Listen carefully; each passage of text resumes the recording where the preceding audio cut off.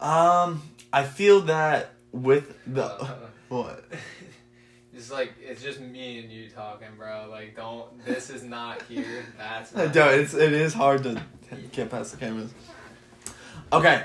No, yeah. You're even louder, bro. Stop. Music,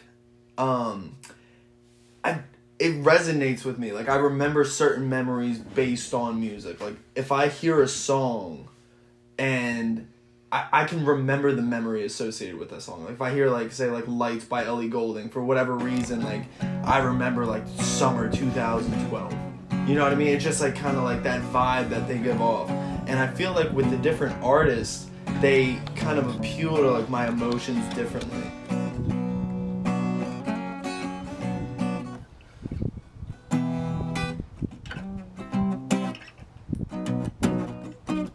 Cage the Elephants, which is one of my favorite bands. Dominic Fike. I got Mac Miller over there, Brockhampton.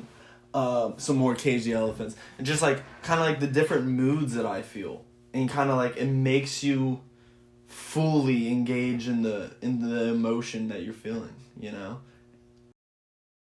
All the songs that I write, they're all memories. Like, they all have, like, happened to me somehow. I mean, like, some of them are a little bit more exaggerated to get the point across. But, like, I mean, the moral and, like, the theme of each song, it's, like, actually been effective all my life. And I can remember vividly each song and, like, when we recorded it. And, like, how I was feeling the day that we were recording it. And, like, kind of, like, what was going on during that month. Like, when I released the Stockton tapes, like, I released that right when I got to school, like right when I got to Stockton. So I remember being anxious, you know, in this new environment, and like I was telling everybody about the music, and everybody was kind of like getting into the music and stuff like that. So like I remember that, and I remember shooting or recording the second single that we did, and I remember the emotions going through that because I was going through kind of like a breakup.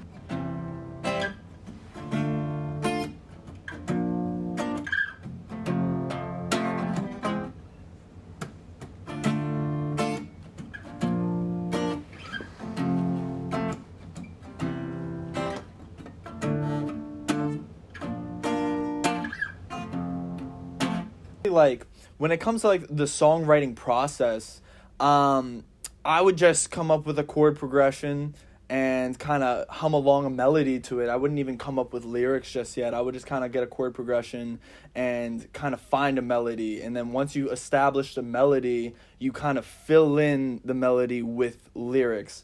So for an example, in our song Tokyo, it's an acoustic guitar playing on loop. So the chords were this. And then you go here, and then you go to the F, and then you go to the C. But eventually, if you get that chord progression, you can add different nuances to it and kind of give it like a little bit more tempo. So it became this ultimately. With that little upstrum. And then you get a little bit more like of a feel to it.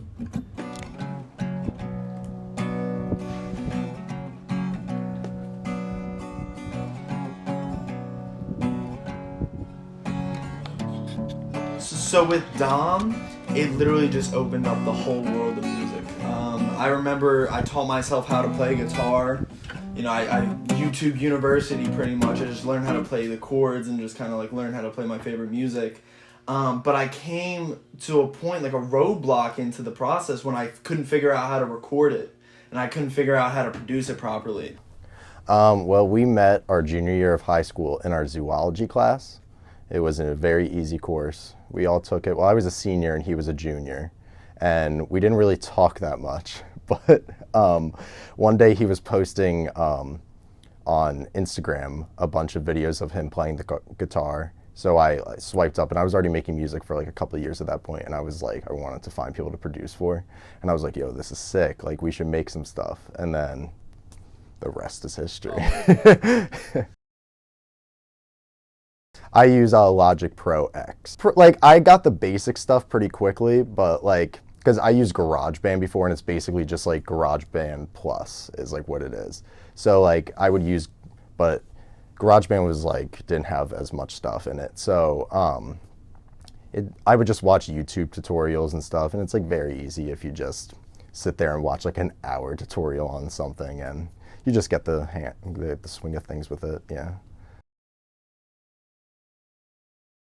Yeah, I've produced for a couple of rappers. There's one that had like a little bit of a following. His name is Lonnie Austin, and he's from Florida, and it was really fun. He's like '90s hip hop, like boom bap. So I used to make that kind of music. And then I was primarily into trap music, and I would produce for myself. I used to, well, I still do kind of make music, but not as much rap anymore. But then Jake came with acoustic stuff, and I was like, I want to get into this kind of stuff. And he asked me to, the first beat that he asked me to make was a lo-fi beat. And that was like my first beat tape that I've ever made was like lo-fi stuff. So I just sent him that, and I was like, pick out something that you like from this, and then I'll try to make something to like emulate that. And